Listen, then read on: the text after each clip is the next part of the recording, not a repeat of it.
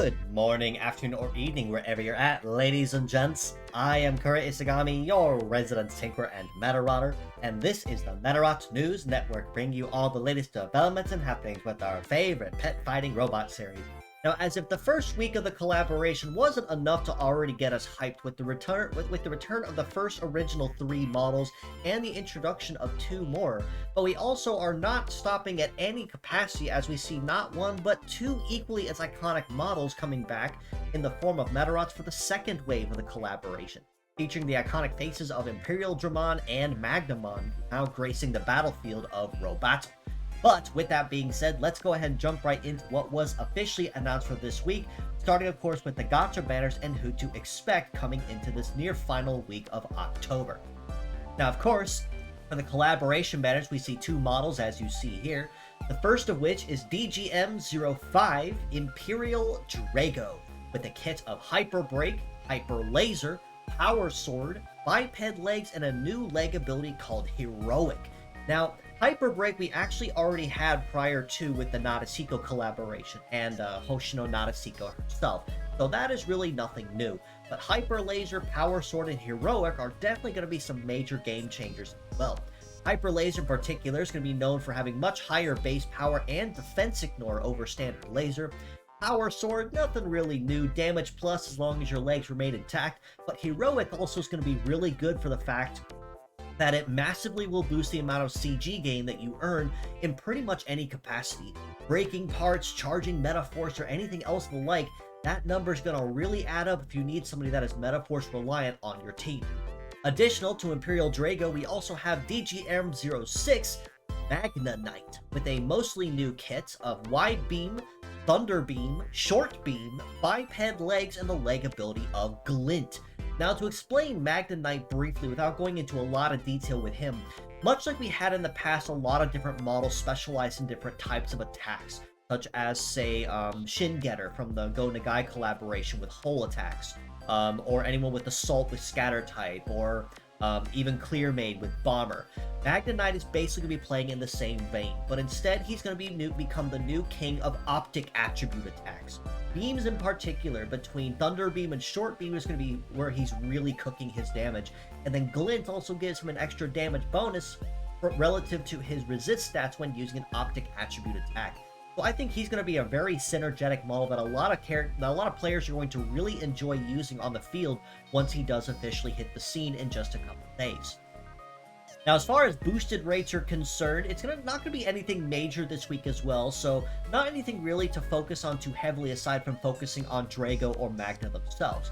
But for the boosted rates, we see a boosted rate for ALI-03 Metal Eater, the final boss from Medarot 9, with a kit of Deathlock, Ghost Shot, Float Legs, and the leg ability of Auto Repair. Also a gender N-type bot for future reference, so you can use his parts on male or female 10 pets all the same for flexibility of teams. There is also VAL-0 Pretty Prime, the original Valkyrie type from the days of Medarot 2, with a kit of Mirror Guard, Freeze, Standard Guard, Biped Legs, and Dead or Alive.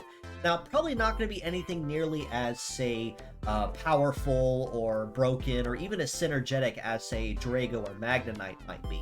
But still a very useful model all the same for a lot of your auxiliary fighters or auxiliary supporters, especially as far as Freeze and even Mirror Guard is concerned.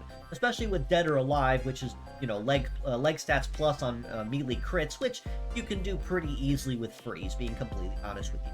The boosted rates for both of these models will be live on both Drago and Magna's banners, and for a friendly reminder, if neither of these 2 bots particularly pique your interest this week, the other models for Apocalypse the End, Mugendraborg, Omega Knight, and Grey Wars will still be sticking around until the end of about late November, so you have plenty of time to stick it out if you want to keep waiting just a little bit longer and decide who you want to take home from this collaboration. Now, as far as Fierce Battles are concerned, it's going to be a very auxiliary skills week as well, so no one really to say is a cream of the crop or best of the bunch kind of thing, because they all have at least 1 or 2 parts that's worth holding on to. But for this week's Fierce Battles, up on this top row, we have MDR-0 Don Drill with a Virus, Double Hammer, Biped Legs, and Rumbling. We have KAB-0 Grade Kabuki with Triple Virus, Wheeled Legs, and Charm. and HMN0 Hanu Monkey with Shoot Trap, Heater, Hammer, Biped Legs, and All-Rounder.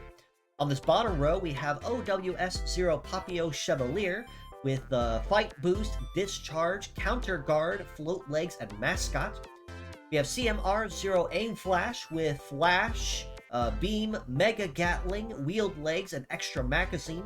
And then CRC01 Shafu with Sword, Double Melee Anti-Air, Biped Legs, and Excel. Now, as I said, there really is no cream on the crop this week because all of them have at least one part that's worth holding on to. And even then, the parts are kind of more in a lot of niche categories, so not anything that you'll use pretty regularly or conventionally. Don Drill in particular for Biped Legs with Rumbling, or if you just need heavy hammers. Grade Kabuki for wheeled legs for charm on males. Hanu Monkey for your all-rounder auxiliary support. Papio Chevalier for pretty much your all-rounder melee support in particular. Aim Flash for wheeled legs and extra magazine, or even Flash on top of that. And Shafu for double melee anti-air. But ultimately, I do have to give MVP of the week to Aim Flash specifically, because wheeled legs with extra magazine do give him an extra head use and extra heating on his head part, and the flash part on his head also is immensely useful, and something that you still see incredibly often in current competitive meta. So it's something that you really can't ever go wrong with using out of all of these. Shafu will probably come shortly behind him as the next MVP because melee anti-air is nice to have, just for the sake of having it on hand as a just-in-case scenario. Now, something else to mention as well is that it was also revealed that Imperial Drago is also getting a Paladin mode paid skin, likely as a nod to the Paladin mode of Imperial Dramon himself, that will be available on the web store. So if you are looking to collect the cosmetics and you did already collect Imperial Drago once he does drop, this will be an extra skin that you can pick up on the web store to make use of and enjoy.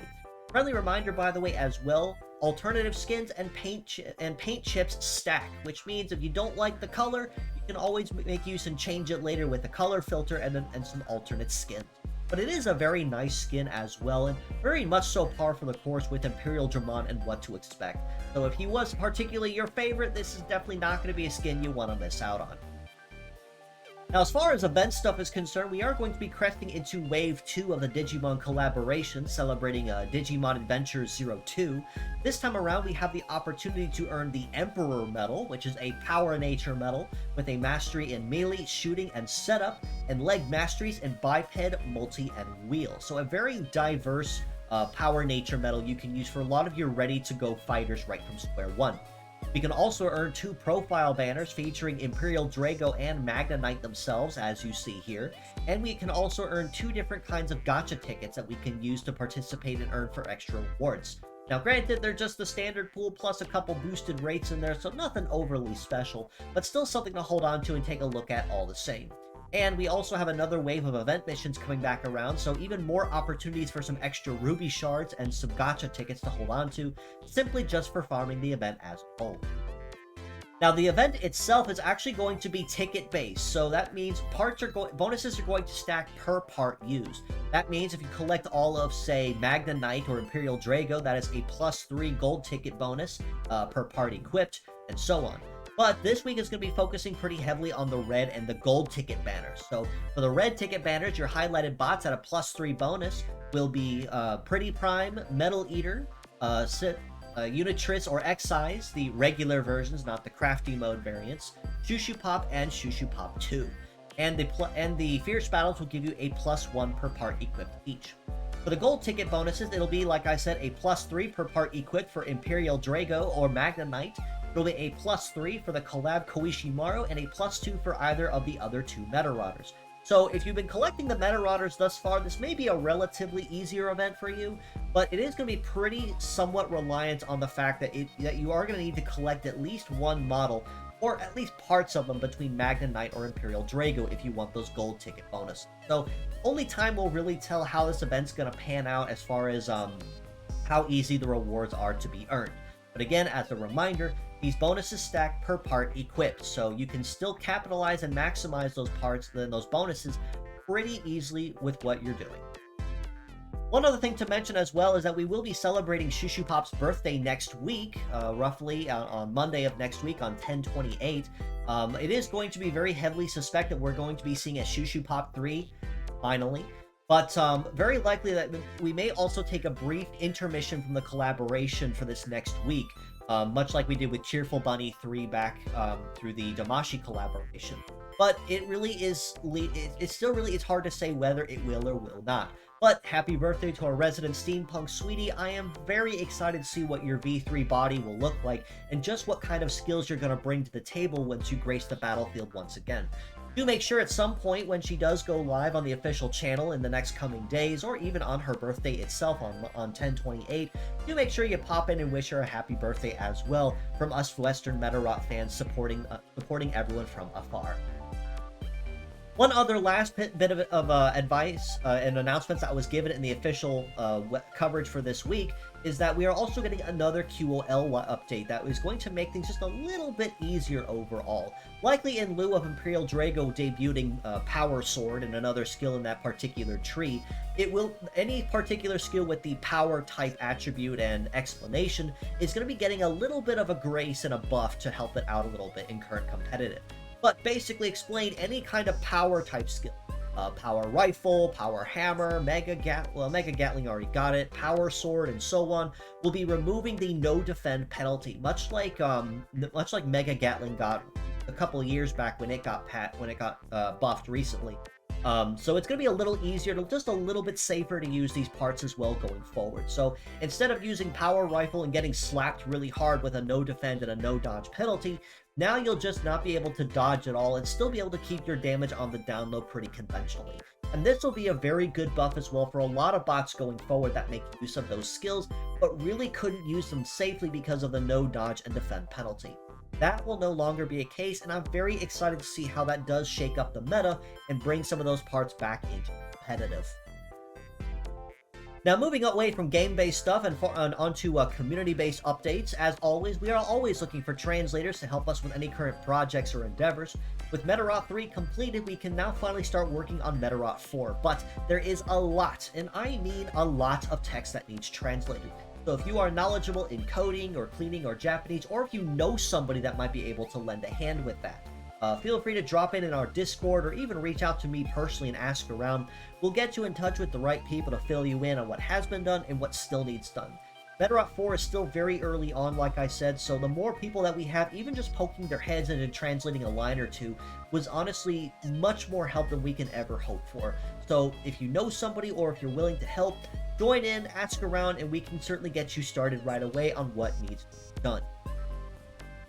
Now, just as some friendly reminders, as well as with community-based stuff, we are still ongoing pretty midway into the Ori Meta Contest that we are currently hosting on the Discord server, with a theme of role-playing games and continuing on until the 19th of November. We are currently 3 weeks into the contest as a whole. Not a whole lot of entries so far, but I'm just hoping that people are still kind of cooking up some amazing designs, much like I'm sure they are. And I'm hoping to see some activity in there pick up in the near future. As I said as a reminder, I will be formally reviewing all of the entries on my channel with my Medarot Day coverage that next week after the 19th. So I am hoping to have them all collected and officially reveal a winner with that week's coverage here on my channel. The winners that are selected will also get personalized concept art sketches of their designs, drawn of course by me on stream, and I'm looking forward to seeing who the winners are and just what kind of creative designs you all can come up with. One other last bit of advice, this is mostly just from me personally, is just a friendly reminder of my What is Medarot stream that I will be officially hosting on my channel on November 16th at 8 p.m. Eastern Time. On there will be some very dear friends of mine, Sane, Gold, Agent Toad, Helm-chan, and Vector Spaceman. We will be basically spelling out everything that has to do with Medarot. What is it? What does it do? What are its elements and components? And even some lesser-known tidbits and history facts that a lot of Western fans were never privy to because we never actually got to learn of the stories themselves. So So I'm very excited for that, and I got another big piece of information I can tie into my presentations fairly recently. So I am positively giddy, waiting for this collaboration to come in not even a month from now. So it's coming up here very soon, and I'm hoping that you guys are going to be excited for that just as much as I am, as you are to say hello to some very dear friends of mine. Well, one final note as well before I do wrap us up, as a friendly reminder, I am always open for commissions. So if you are looking for a live 2D model for your VTubing purposes, ready to rig, if you'd like a 3D model fully rigged from the ground up, ready to go, standard art, I can do emotes or anything else of the like, I am more than happy to try to coordinate and make something happen with you. So feel free to reach out to me on Twitter or on Discord and ask about it. And we can most certainly try to make something happen and coordinate a bill for what you're looking for, and even try to work out a pricing as well, because I like to keep my prices relative and scaling relative to how easy or how complicated the piece is. So again, DMs are always open. Don't be a stranger to reach out to me, and we can most certainly try to make something. But with all that being said, that does basically cover everything for this week's episode. Not a whole lot of new stuff per se, quote unquote, primarily because a lot of the big stuff that was hyped on was revealed last week with the collaboration, aside from, of course, the teaser of there are more bots incoming in future weeks, and that is most certainly no exception with Imperial, Drago, and Magna Knight. But with all that being said, if you'd like to know more, you can follow us below on Facebook at the Medarot News Network page, or the Metabots Forever community on there that I do also run and manage. You can also join us on Discord in the link provided and in the comments below to keep an even closer ear to the ground on the action. This includes any new links to merchandise, fan art, weekly contests, the current ongoing Ori Meta Contest, my weekly episodes, or anything else of the like. That is the first place you're going to hear it before it goes anywhere else on the net at all. You can also reach out to me personally on Twitter, like I said, at IsaGamiKura. So if you have any questions or feedback or comments, would love to reach out and say hello. And as a friendly reminder, I am now also officially on Blue Sky as well. So if you are just migrating from Twitter and looking for me on there, I am present. Feel free to reach out to me on there as well. Same handle. So you can reach out to me as well and say hello. Do also give these wonderful artists on the Medarot community as well. In particular, I'm highlighting two of the official ones right from the big four themselves. The first one, of course, is Mr. Tagro Chang, who has been with the series for quite some time, designing a lot of the models back from Medarot 4 and 5, and even designing successors for a lot of those models in Medarot S. Wonderful gentleman. I had an absolute pleasure being able to follow his art and his designs and feedback as he reveals stuff that he does work on. And also Tyuga 3, same case, does a lot of the designs. In fact, Tyuga was also responsible for all of the Digimon designs that we've seen to date. So he is the one responsible for those as well. So if you want to see more of that art or anything else that he does do on his side outside of Medarot, definitely give him a follow as well. But with all that being said, as always, I do appreciate you all for stopping in, just as you always do. And until next time, this is your host, Kura Isagami of the Medarot News Network, signing out.